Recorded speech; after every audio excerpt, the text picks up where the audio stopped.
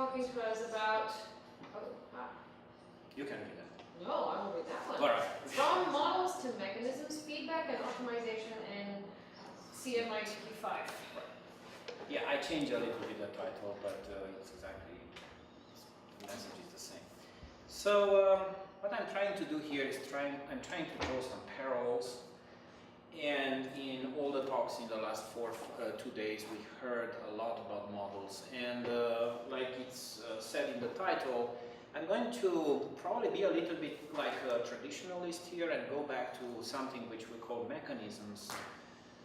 And I'm trying to actually kind of discuss more or less a normative argument whether we should talk a little bit more about mechanisms in climate change instead of models or collections of models. And you can do several things with mechanisms. You can aggregate models in mechanisms. You can get more explanation out. I'm going to discuss that. Because time is running, I will skip a little bit. So this is more or less a proposal for an argument why we should talk about mechanisms more in climate change instead of models, and actually how do you connect models to mechanisms by a process of mapping. That's why I will call M2M, models to mechanism, which is a process of mapping. I will discuss, of course, as a philosopher, arguments against this idea of talking about mechanisms. And again, this is more or less based not on what happens in climate studies, but an analogy with other disciplines. I would say my best analogy here would be cell biology, but also cognitive science, and probably neuroscience as areas in which you really have a very mechanistic, successful mechanistic framework that is at work there. So these are some arguments against doing that. Holism, you cannot divide a system in parts. We look back in the history of science, and in physical sciences you have lots of failed mechanist explanation and failed mechanistic framework, and more or less probably climate science is a physical science, so that's another. Now you have different other deflationary questions. So what, not yet, will never happen and not needed. So I'm more interested in, not so interesting, it's cynical, but not yet is an interesting perspective and will never happen. That they are opposed, but they would say it's not the right time to talk about mechanisms. So I need to look into the internal structure of the models. I need to look into this mapping M2M. And the central concept of this talk is feedback. So I'm trying to focus on feedback because there is an intuition saying that you need to be so holistic to understand feedback. And I'm trying to resist that idea, and I'm trying to give a little bit more about the concept of feedback into some mechanistic perspectives. Again, and I'm going to be pretty orthodox here in following the mechanistic literature. I'm not going to invent anything. But so going back to what we heard about here, what are these philosophical topics in climate science? Social values, we heard about them, so I'm just going pretty quick. They are very complex, these models. We don't have an understanding of them. Really, actually, nobody understands these models, or the codes, if you want, the algorithms. We have lots of uncertainty about them. And now I'm getting closer to what I want to mention. These are things that everybody discussed, Wendy, Eric, and so other people here. Stability was mentioned yesterday, and also explanatory power and understanding. So this is something that Wendy Parker talked about.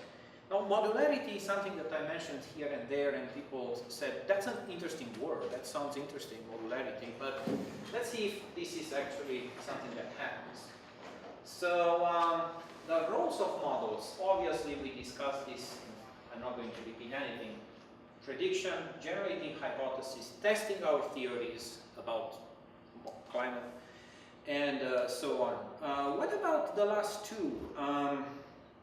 Do they really explain, and do we have an inference of the best explanation in the case of these models? The inference of the best explanation that actually works in many other places in science. Is this something you want? Because some people can be baffled by too much plurality, too much democracy, too much equal weighting of models. And in that sense, probably mechanistic philosophy can help a little bit.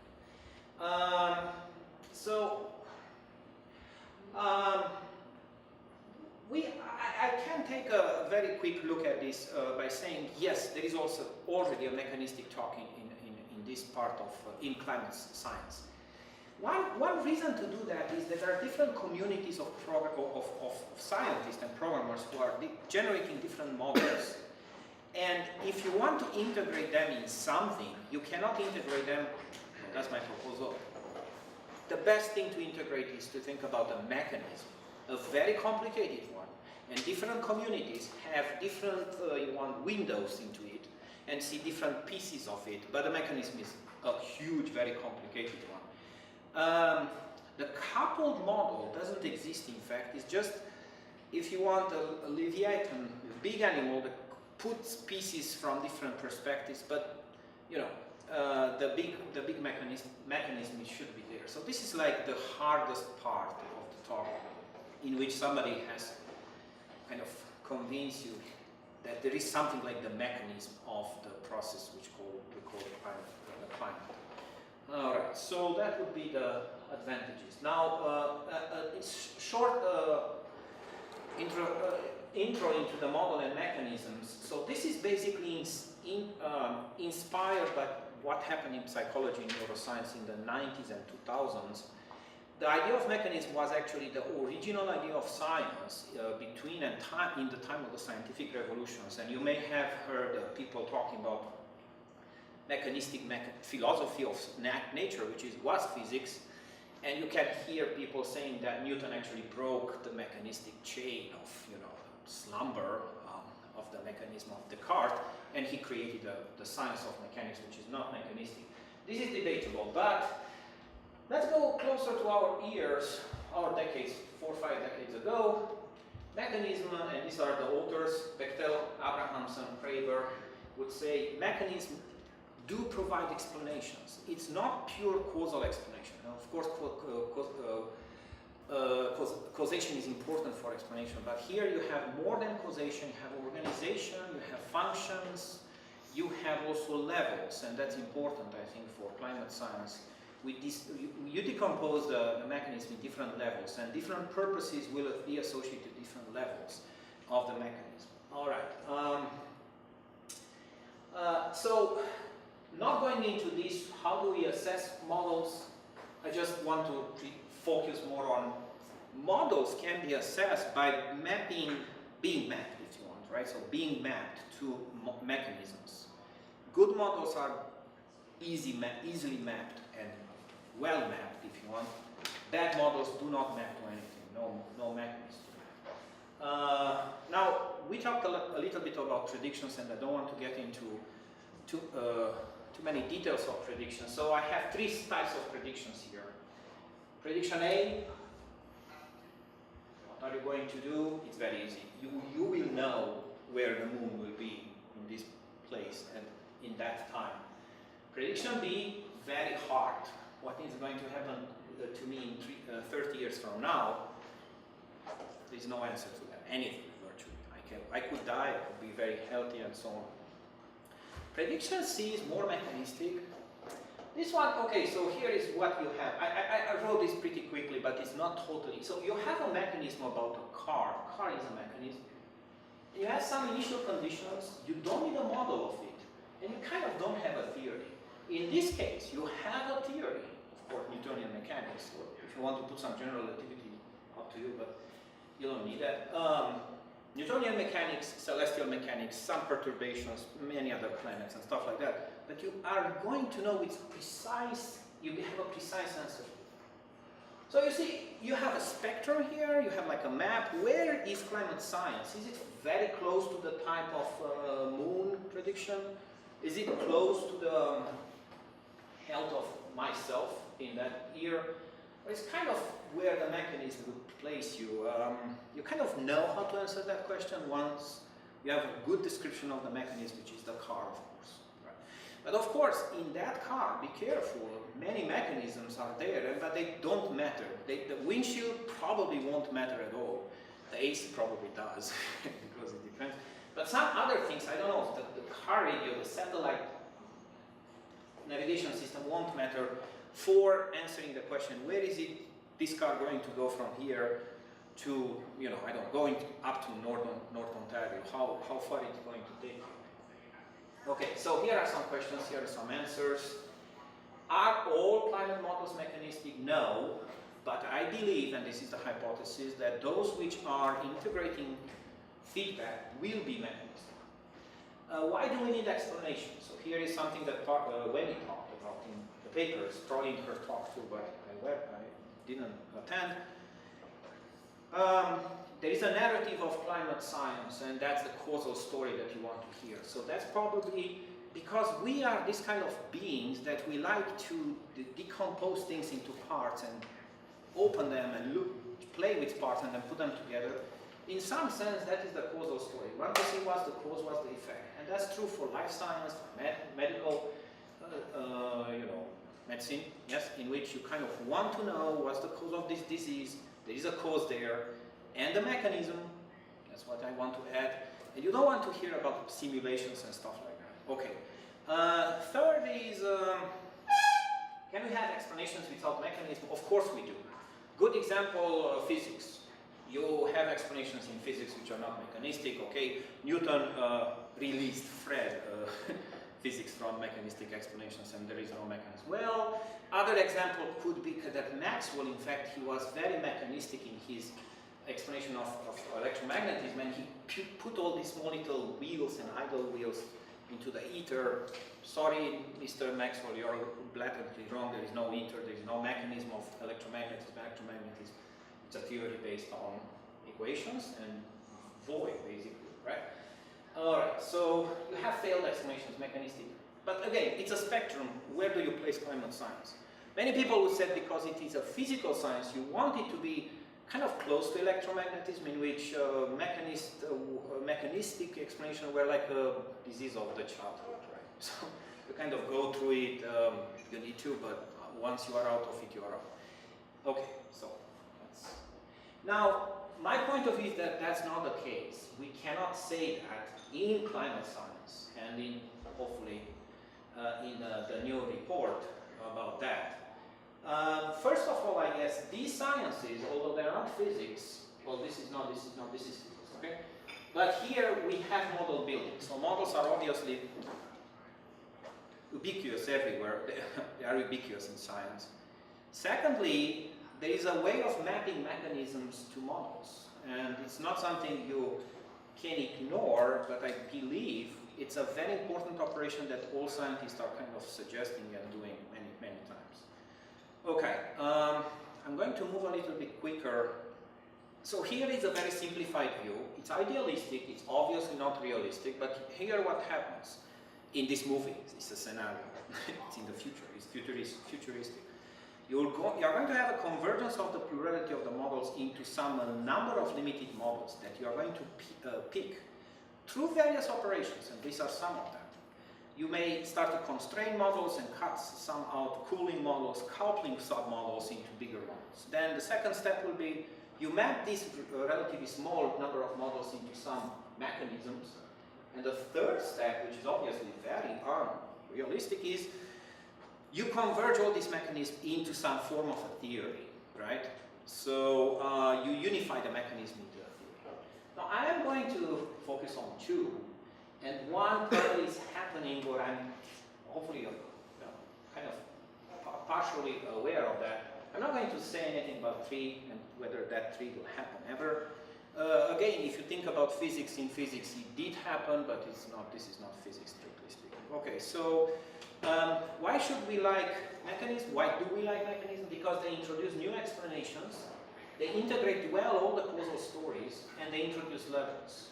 And somehow, from the perspective of sociology of science, they really facilitate communication between different communities of scientists. Once you know what you attribute, once you know how you map submodels to mechanisms. So this is the M2M idea from Craver. But let's imagine we do that, and all these are, if you want, small little advantages of that mechanistic point of view. You can do the bottoming out mechanism in mechanisms. You can bottom out, you can say, under this level of fundamentality, I ignore everything. I don't go that deep into the scale of physics. or chemistry, or other parts of the model, you stop somewhere, and everything under that is ignored. So this is the scale level, and you don't need to go that deep into it, and that's kind of typical for mechanism. This is a Kantian innuendo, if you like. Dynamical models without mechanistic ground are empty, while mechanistic models without complex dynamics are blind. So this is the story. How many minutes do I have? About 5 minutes. Right. Not for a minute. Only for the talk. So in that sense, if you like it, probably you hate Kant, of course, but there is something between models and mechanisms, and Bechtel and Abrahamson and all the others don't explain how do you map them, but the mapping can be many to one, or many to many, or can be many to fewer than the many, right? In that sense, this is important to see how we map things from models to mechanism. Okay, so this Craver-Kaplan hypothesis is that if you want an exact explanation from models, then the only way to do this, well, of course this is mechanistic perspective, is by mapping them to mechanisms, and that's when they start to explain. So pure mathematical models and probably simulation models which are not mapped to mechanisms are not explanatory. They don't explain, they don't give you any kind of understanding and explanation that can help you. Alright, so this would be kind of, I kind of mentioned this, biology definitely is all about mechanisms, and neuroscience, and cognitive science, and many other disciplines, social sciences, probably economics. This is the main way of talking about that. Now, one possible question is whether mechanisms are already in the IPCC recent report in models clothing, right? They are already there. I try to do that not by just looking at the word mechanism, but in order to actually look whether they follow what we call the mechanistic perspective. And there are some of them. I don't know how to connect this, but this is something that I really want some feedback about. It's synthetic modeling, and which is an operation from actually you synthesize models such that they fit a mechanism, and you put them together. Of course, you reduce the number of models because you kind of synthesize them in something else, and then you connect them to the models. So here are some things that I identify in the IPCC.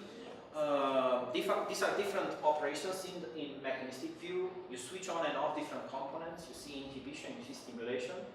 And of course, this is part of the mechanistic perspective. And my kind of conclusion would be that the feedback is an example of that.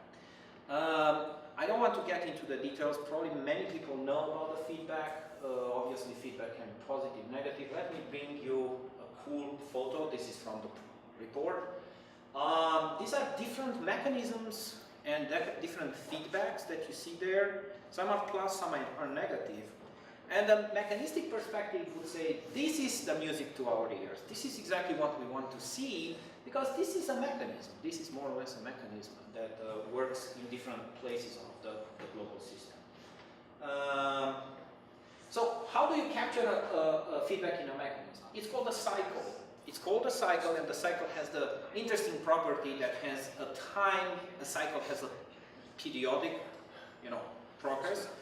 So that is also easy to capture in the mechanism, because the phase of the cycle will come back to the original input and can actually produce positive or negative feedback. Okay, and let's go through. No, we don't go through this. Let's skip this. There are different feedbacks. Some are positive, some are negative. And probably the only thing that I want to mention before we stop is that there is a feature of mechanism called optimization of feedback, in which you not only blindly look for different feedback, but you look for the optimal feedback, the right feedback in the mechanism. Let's say you want to stop your car, it's on a ramp, it's going down. You can push the car from the front of the car. You are not going to probably stop it, but the optimal feedback there is the brake pedal. If you know it, you go and push it and it stops. That's the optimal feedback. It's a negative feedback, right? Okay. This is just a small little idea why time scale matters. So these are different gases here, and this is with or without. You see, this is a feedback, the carbon cycle. And as you see, the differences are minute somewhere, and different. That's the temperature. That's the GW. Global warming potential.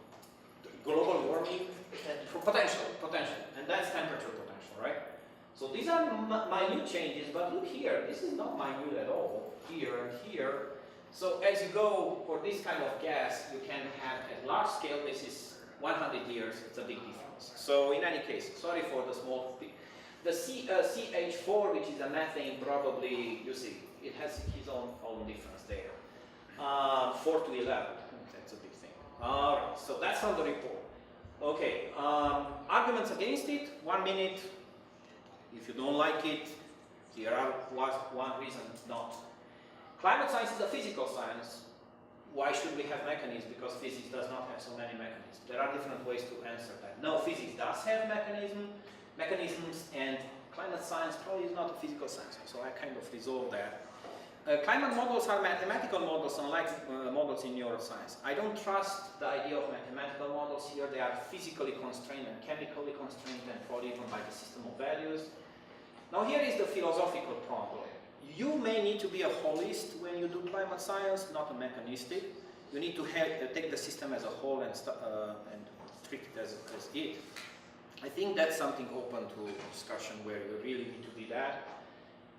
And well, I don't want to get into that this idea, but black boxing, gray boxing is a strategy used by scientists, and the modelers usually black box and they move to gray boxing, whereas the mechanists actually open the box, put the box, and then put the box together in a synthetic operation. So, okay, probably this is it. Thanks. I'm sorry for being here. 8 minutes for questions. I don't think you actually discussed this much, but it's up there. So it's not clear to me what you mean by climate science is more about statistical reasoning. Oh, sorry. You're here. Statistical reasoning, not about discovering reality mechanisms. This is a philosophical point in which you think, this is an interpretation of what probabilities are. The philosopher, or probably many scientists would say that statistics is if you want, a measurement of our ignorance about the world. Is not out there, doesn't exist, that's not real, the statistics. So probabilities cannot be attached to real phenomena or mechanisms. So in that sense, okay, so I had in mind something like medicine or life sciences. Probably my example with where I'm going to be in 2044, right? Mm-hmm. The answer to that is a statistical, giving my diet, giving my genes, giving my lifestyle and many other things, probably I will have this and these conditions, and I will be around, I don't know exactly, right? Mm-hmm. Whereas the example with the planet, there is no statistics in it. It's almost certain. The moon will be, no, it was about the moon, sorry, not planet. But when you look there, in 44, the moon will be there. There is nothing statistical about it. It is true that if you want to put more planets, more perturbation, you are going to see a little bit correction of the moon. It's not exactly there, probably a little bit further, right? But it's, if you want, a measurement of our ignorance. But philosophically speaking, you don't put the probabilities in the world. You keep them in the representation or in your ignorance about how you represent it. The mechanist would say that's the right way of doing things, because the mechanist would say, if your knowledge of the mechanism is partial, then your output and knowledge about it is partial.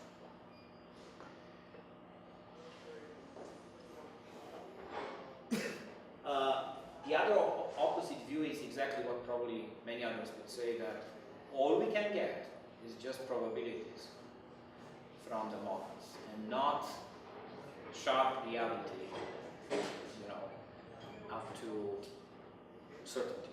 And we had a talk about people not liking certainty, right? Depends on what kind of certainty. So there was a question in the back.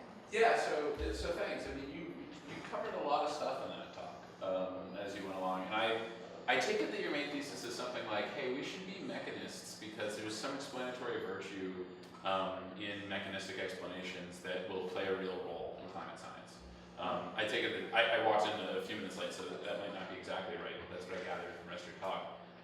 But I was a little confused as to what exactly that virtue is and how exactly you're going to cash it out in terms of feedbacks in particular.